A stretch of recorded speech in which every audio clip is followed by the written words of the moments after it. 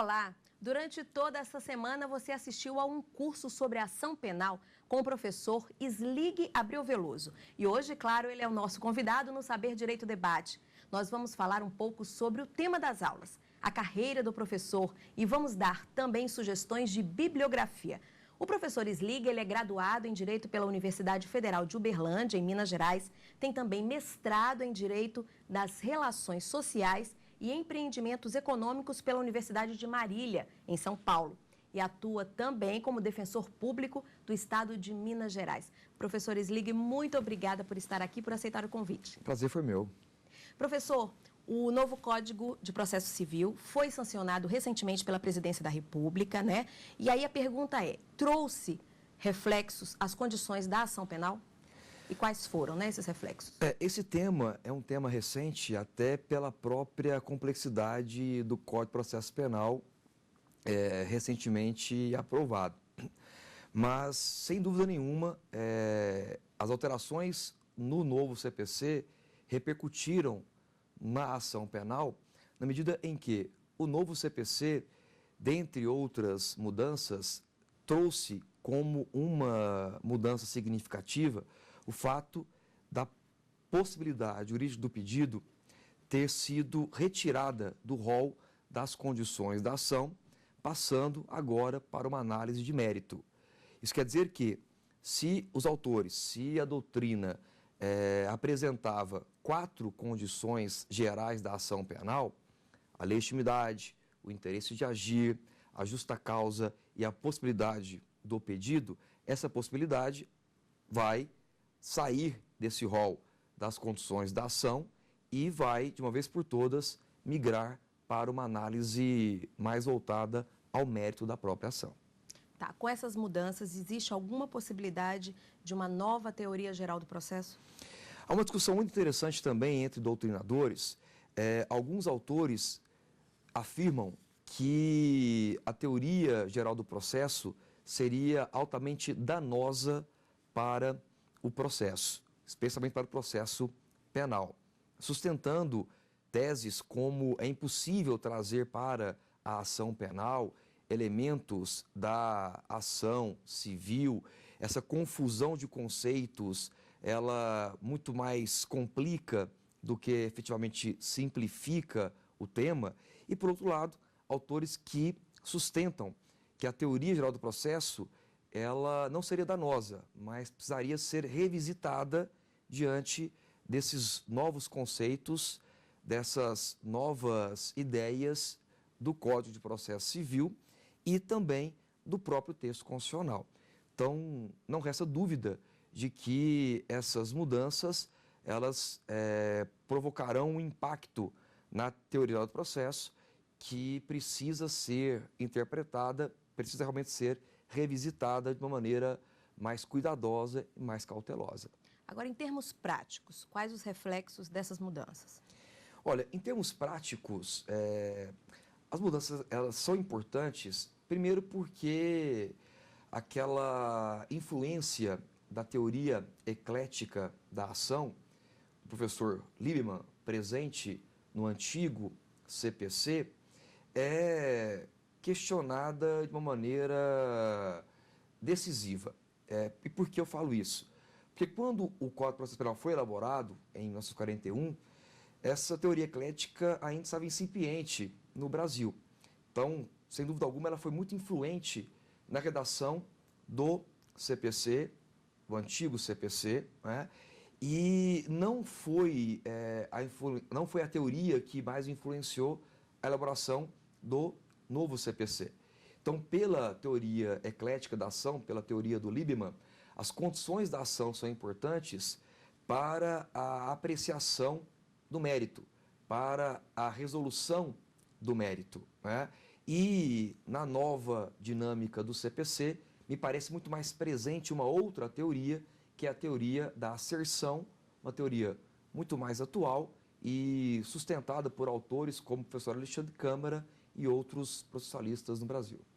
Professor, o CPC, essa mudança veio em boa hora ou já deveria ter acontecido há mais tempo? Como é que o senhor avalia isso? As mudanças no ordenamento jurídico, elas são mais lentas, elas são mais complexas, né? Até em razão dos vários interesses que são disciplinados, né? Hoje é muito difícil saber o que efetivamente é interesse público, o que é interesse privado, né? A distância entre o público e o privado cada vez mais distante, a distância cada vez mais próxima, né?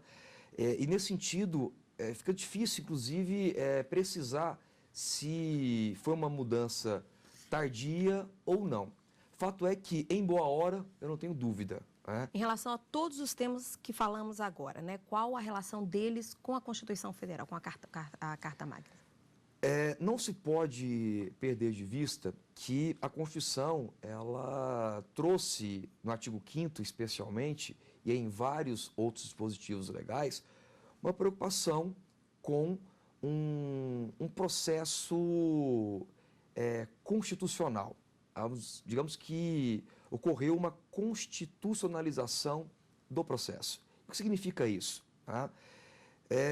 Não ficar apenas limitado às regras do Código de Processo Civil, às regras do Código de Processo Penal, mas entender que o processo civil, que o processo penal, que o processo tributário, que o processo administrativo, que o processo do trabalho fazem parte de um ordenamento jurídico mais complexo, com direitos e garantias individuais, mas com direitos sociais, com direitos difusos, com direitos coletivos.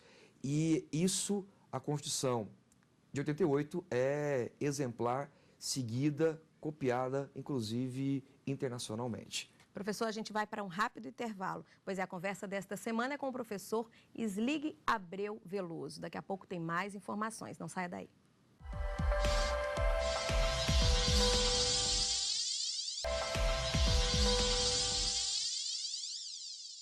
O Saber Direito Debate está de volta. Hoje nós estamos conversando com o professor e defensor público do Estado de Minas Gerais, Islig Abreu Veloso. No bloco anterior, nós falamos um pouco sobre os temas das aulas dadas durante a semana. Agora a gente vai saber um pouco sobre a carreira do nosso entrevistado, professor Islig, e também sobre a profissão de defensor público. Professor, a escolha pelo direito. Vamos começar lá no início, né? O direito, por que essa escolha? A escolha é uma influência familiar. Ah, é? Quem é que trouxe isso? Minha mãe foi advogada durante muito tempo, recentemente resolveu se aposentar para curtir férias merecidas, mas em casa eu optei pela graduação em Direito, o meu irmão também é graduado em Direito, a minha irmã caçula é graduada em Direito, portanto a influência inegável da minha mãe nessa escolha pela carreira. Então a mãe conseguiu convencer todo mundo, né? Todo mundo. Por mais que em algumas oportunidades ela demonstrasse toda a dificuldade da carreira, todos os problemas da carreira, né? E até pontualmente desencorajando o exercício da carreira, na maioria das vezes ela chegava em casa apaixonada pelo direito, satisfeita com a profissão, e isso fez com que todos nós trilhássemos o mesmo caminho. Agora, conta pra gente a questão da defensoria pública. Por que o senhor foi para esse lado da questão do ramo do direito? A defensoria pública foi uma grata surpresa na minha vida, né? Eu, desde do início da minha graduação, dava aula em colégios de Uberlândia, dava aula de História em colégios de Uberlândia, colégio de Araguari, Ribeirão Preto, né? Triângulo Mineiro e interior de São Paulo. E assim que me formei, fiz uma pós-graduação, fui depois para o mestrado, mas sempre voltado para a área acadêmica, sempre voltado para a sala de aula, que é a minha verdadeira paixão, que é o meu ambiente de prazer, efetivamente. Mas Um dia, numa das faculdades que eu dava aula, dois colegas defensores públicos, já mais antigos em Minas Gerais, me informaram que o concurso para a Defensoria Pública tinha a inscrição reaberta. Então, as inscrições foram abertas, foram fechadas, depois foram reabertas e, nesse segundo momento, me inscrevi para o concurso e tive a felicidade de ser um dos aprovados. Então, a Constituição, no artigo 134, diz que a Defensoria Pública ela é essencial à função jurisdicional do Estado, né? Na prática, o reconhecimento é realmente esse ou está só na Constituição? Olha, existe uma distância entre o mundo formal e o mundo ideal, né? A Constituição, no artigo 134, faz essa previsão e outras previsões, concedendo autonomia para a Defensoria Pública, supervalorizando a atuação da Defensoria Pública na defesa dos hipossuficientes, na defesa dos vulneráveis. Em 2014, o artigo 134 foi alterado pela Emenda Constitucional 80. Né? Então, realmente, no aspecto formal, os avanços são inegáveis, né? Mas, infelizmente, no aspecto prático, né, no dia a dia, a Defensoria Pública ela encontra muita dificuldade para a sua afirmação, né? Essa dificuldade ela é tanto operacional quanto uma dificuldade instrumental. São poucos defensores públicos em Minas Gerais. Pois é, isso que eu perguntava para o senhor. Um dos problemas é esse, né? Também esse, né? O número de defensores públicos, não só em Minas Gerais, mas em todo o Brasil, é insuficiente, né? Ele está bem aquém do número ideal, por mais que a Emenda Constitucional 80/2014 tenha estabelecido a necessidade, num prazo de até 8 anos, de defensores públicos em todas as comarcas do país, seja na esfera estadual, seja na esfera federal, o número ainda é um número deficitário, o número ainda está bem aquém do número necessário para a efetiva prestação do serviço da Defensoria Pública. Professor, como é que é o serviço da Defensoria Pública lá em Minas Gerais? A demanda é muito grande e lá se diferencia muito da realidade do país ou não? Olha, a demanda em Minas Gerais, ela não se diferencia da realidade do país, mesmo porque, como o nosso público-alvo são as pessoas vulneráveis, são as pessoas hipossuficientes, essa vulnerabilidade, essa hipossuficiência é, infelizmente, nacional, né? E por isso, tanto em Minas Gerais quanto em outros estados do Brasil, o número de pessoas que necessitam do auxílio, que necessitam da colaboração, do apoio da Defensoria Pública é muito grande, né? Isso faz com que filas sejam formadas na Defensoria Pública para que senhas sejam retiradas, permitindo o atendimento de um percentual, infelizmente, bem pequeno diante da demanda, da gigantesca necessidade dos nossos assistidos. Dia 19 de maio, Dia do Defensor, parabéns. Saber Direito Debate parabeniza o senhor e a todos os defensores. E quais as expectativas desse profissional? Porque existem as dificuldades, a gente sabe. Trabalha ali no limite, às vezes no sufoco, sem ter como agir como queria. Mas não perde digamos assim, a vontade de fazer, de atender. Então, quais são as expectativas do profissional que trabalha nesse limite? Olha, eu lembro de uma frase que me marcou muito no meu curso de formação na Defensoria Pública, quando um dos palestrantes, um dos professores que foram convidados para as nossas aulas no curso de formação, afirmou que o defensor público é a voz daqueles que não têm voz e é a vez daqueles que não têm vez, né? Então, em muitos casos, o atendimento ele não é um atendimento só processual, ele é um atendimento extraprocessual. A Defensoria Pública caminha muito nesse sentido, fortalecer a solução extrajudicial, desenvolver mecanismos de solução alternativa de conflitos para evitar judicializar várias questões.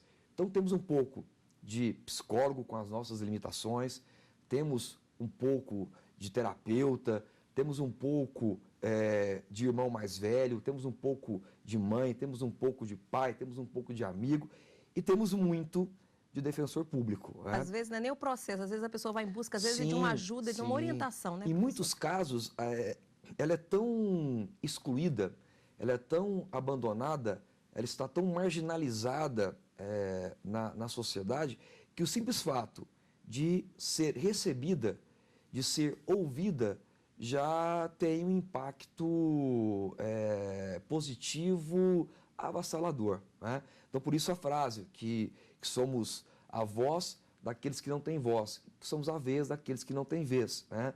Eu fico muito preocupado quando associam a figura do defensor público a defensor de bandido, aquele que defende o criminoso, aquele que defende alguém que praticou algum ilícito, ou o advogado do pobre. Não, nós não somos advogados de pobre, nós não somos defensores de criminosos ou defensores de bandido.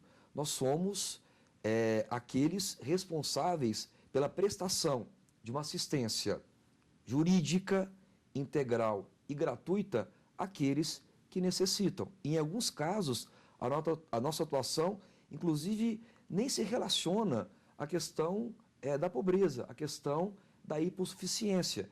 É a vulnerabilidade no seu sentido mais amplo, daqueles que realmente necessitam, daqueles que realmente precisam da atuação da Defensoria Pública. Ok, professor. Continua com a gente no estúdio. Daqui a pouco você vai conferir aquele momento de sugestão de bibliografia. O que será que o professor Slig trouxe para a gente? Daqui a pouco, não sai daí.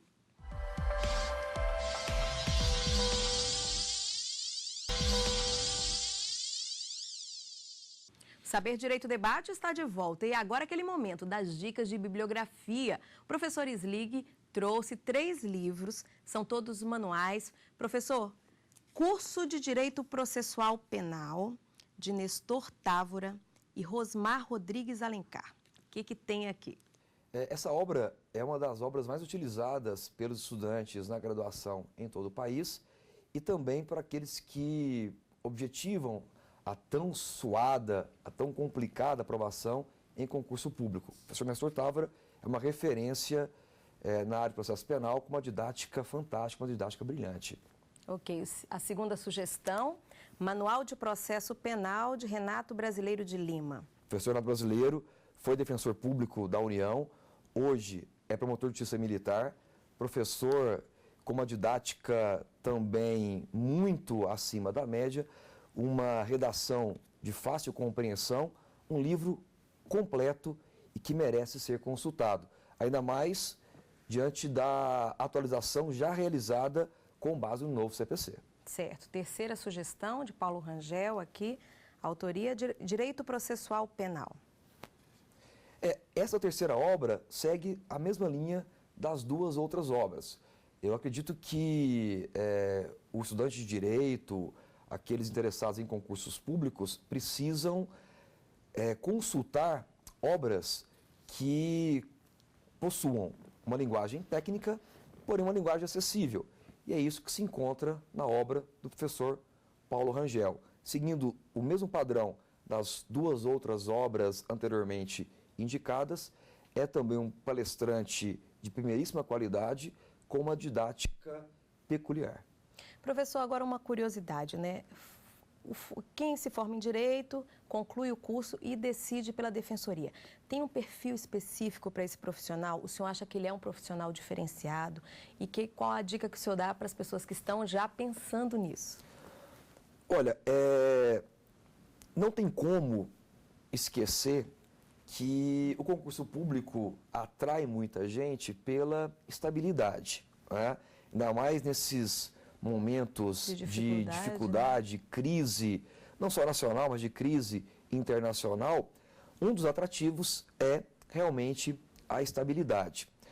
Outro atrativo é a remuneração, né? Existem carreiras muito bem remuneradas e a Defensoria Pública caminha também nesse sentido, também busca uma remuneração dentro dos padrões remuneratórios de outras carreiras, como o Ministério Público e como a magistratura.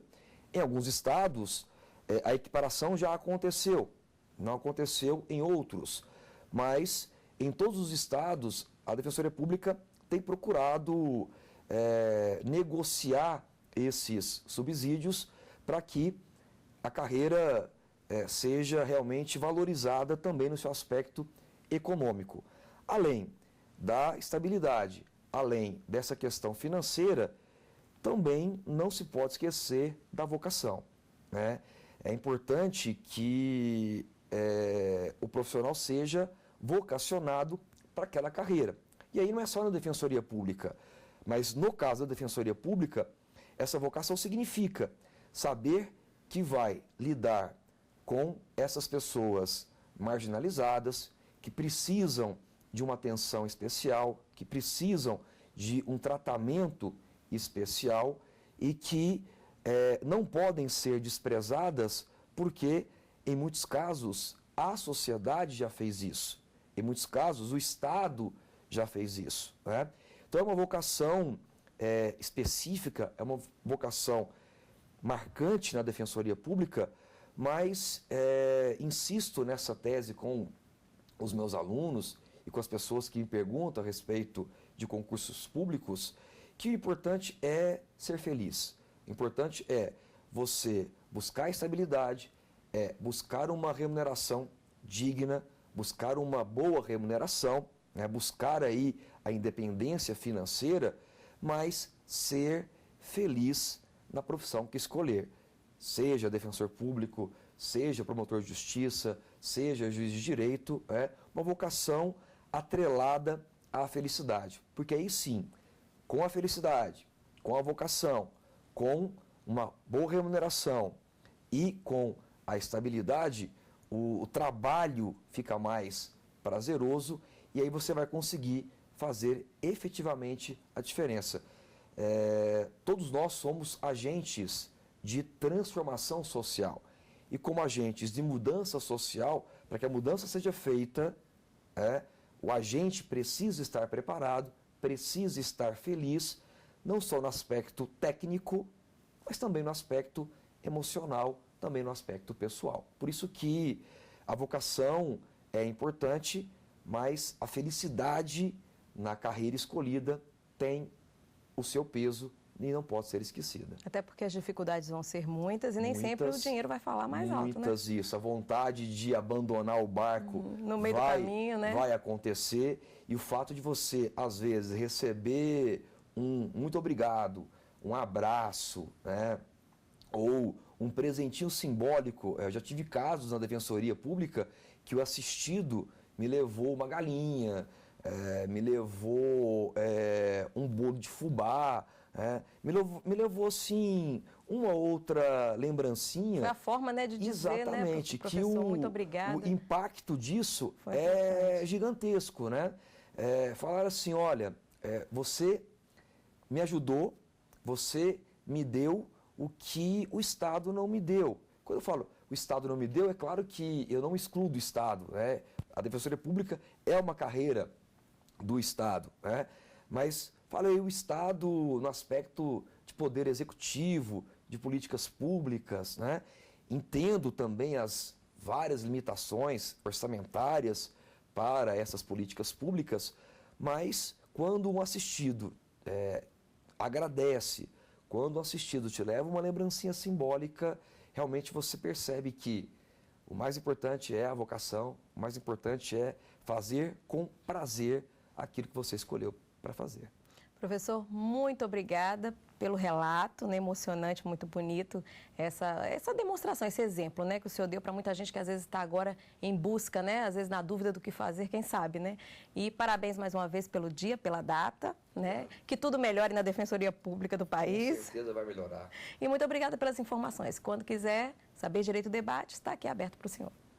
Eu agradeço muito o convite que me foi feito e prontamente aceito, né? E espero, ainda que de maneira mínima, ter colaborado de alguma forma para o crescimento dos nossos espectadores e para algumas reflexões, né, que considero importantes para que não sejam mais um, mas que sejam um capaz de fazer a diferença, um capaz de colaborar nessas mudanças sociais que são necessárias, que são desejadas. Com certeza. E o Saber Direito Debate fica por aqui. Obrigada pela companhia.